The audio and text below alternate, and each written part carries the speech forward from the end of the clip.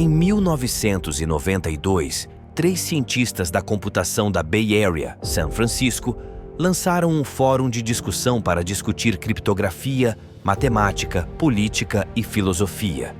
Eles chamaram os membros desta lista de discussão de cypherpunks. Os cypherpunks eram um grupo eclético, mas todos partilhavam uma convicção central: que a internet em breve se tornaria um importante campo de batalha para a liberdade humana. No início dos anos 90, o cyberespaço ainda era domínio de entusiastas e hackers. Mas os cypherpunks acreditavam que era apenas uma questão de tempo até que a internet se tornasse central para a sociedade. Assim que os governos compreendessem a importância da internet, passariam a cooptá-la, monitorá-la e censurá-la. Muito antes do Facebook, do grande firewall da China e das revelações de Snowden, os cypherpunks previram que isso aconteceria. Previram um regime de censura e vigilância online que acabaria com a internet livre. E de acordo com os cypherpunks, só havia uma ferramenta que poderia garantir a liberdade da internet: a criptografia.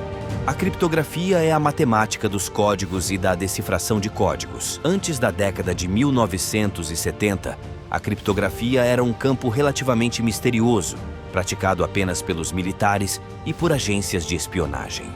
Na época, a criptografia forte, qualquer coisa com mais de 40 bits de segurança, era considerada uma munição militar. Mas os cypherpunks acreditavam que a criptografia era crítica para uma internet soberana. Um dos primeiros cypherpunks, chamado Adam Back, fez de sua assinatura de e-mail o algoritmo de criptografia RSA, escrito em 5 linhas de código. Devido às restrições da época, este foi um ato ilegal de desobediência civil.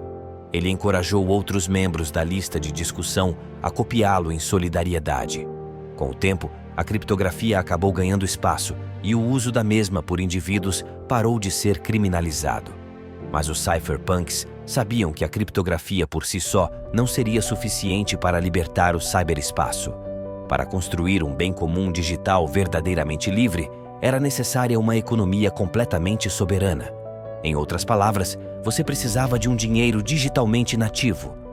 É importante compreender a abordagem cypherpunk da filosofia econômica. Os cypherpunks se suspeitavam dos bancos centrais e do seu controle sobre a política monetária. Muitos anos mais tarde, as suas suspeitas foram justificadas com a crise de 2008, quando os bancos centrais criaram enormes quantidades de dinheiro para resgatar bancos falidos. Os governos têm 2 formas principais de financiar seus gastos. A primeira é a tributação, em que um governo transfere diretamente dinheiro dos cidadãos para os seus cofres.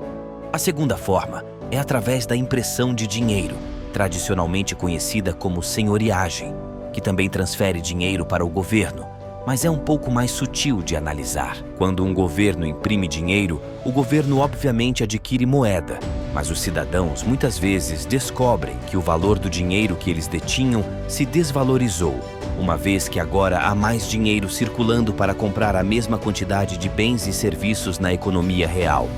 A tributação e a senhoriagem são equivalentes economicamente, mas a tributação geralmente requer o consentimento dos cidadãos, enquanto a impressão de dinheiro pode ser feita unilateralmente. Os cypherpunks, portanto, viam a impressão de dinheiro como uma forma de roubo dos detentores da moeda. Eles acreditavam que para ter uma forma de dinheiro verdadeiramente nativa do cyberespaço, ela teria que estar livre de intervenção governamental. Afinal, a própria internet já era internacional e sem fronteiras. Uma moeda nativa da internet deveria colocar todos, independentemente da nacionalidade, em condições de igualdade.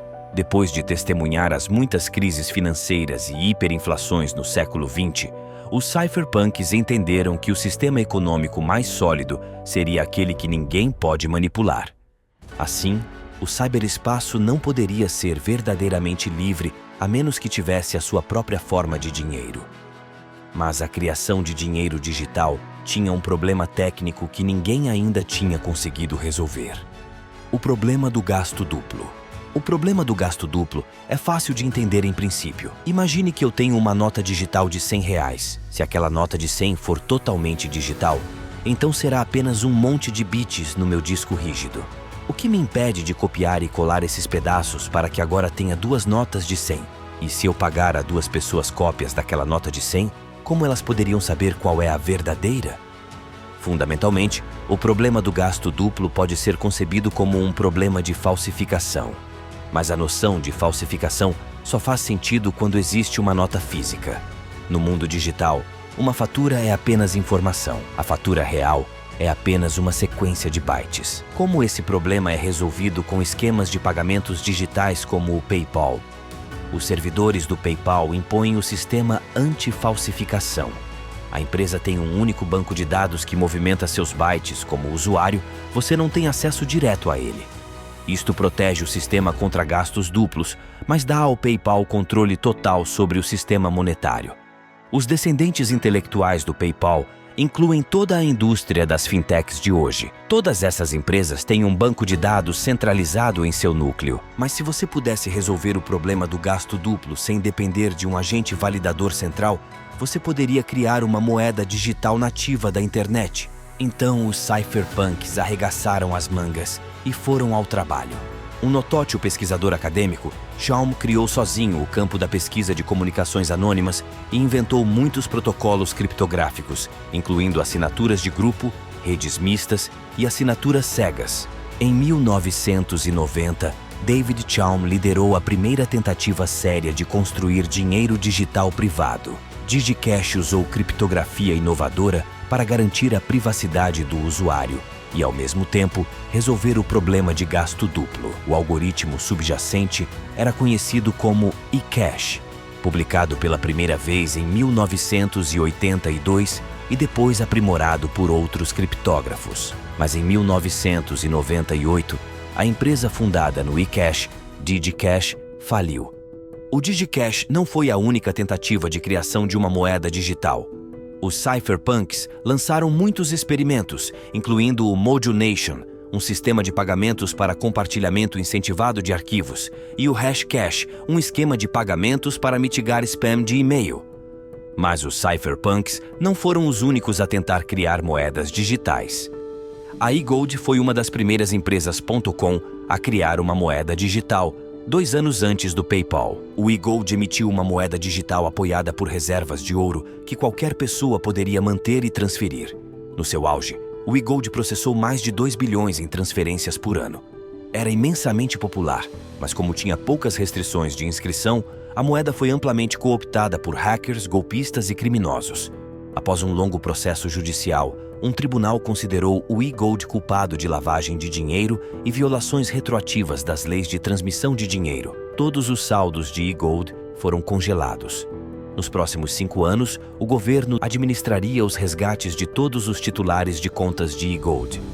Para os cypherpunks, isso ensinou outra lição importante. Os governos não queriam que existisse dinheiro digital. Enquanto o eGold foi garantido por ouro, o DigiCash foi garantido por dólares americanos. Parecia que qualquer forma de ativo garantindo a moeda digital a deixaria suscetível a ataques estatais.